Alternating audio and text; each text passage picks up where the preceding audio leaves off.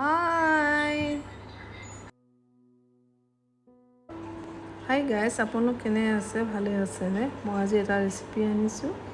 এয়া চাউল কেইটামান তিয়ালোঁ, আধা কাপ। তাৰপিছত তিয়াই পেলাই মিক্সিত পিচিম আৰু এই নাৰিকল আছিলে মোৰ এডোখৰ, বৰ টান কাটিবলৈ। কেটলিত গৰম পানীত দি এনেকৈ কোমল কৰিলে সহজ হয়। এয়া বৰ সাহতকৈ ওলাই গ'ল।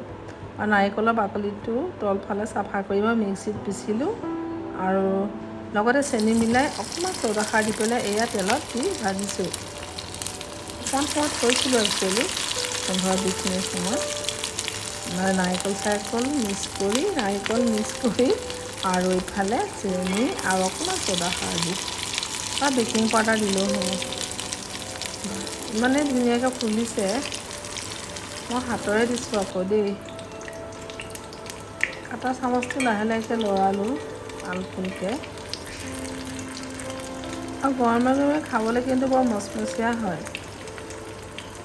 চেনি আপোনালোকৰ আন্দাজমতে দিব।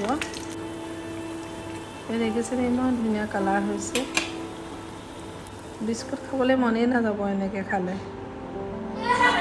বহুত ধুনীয়া লাগিছে। ইফালে মোৰ বেটা জিগাইছে, আমি চিঞৰি দিছে দেই। এয়া মই টাই এটা লৈ খাই দেখুৱালোঁ। মচমচীয়া হয় আৰু ভাল লাগে খাই। তেতিয়াহ'লে আজিলৈ আহোঁ, একেবাৰে টাটা।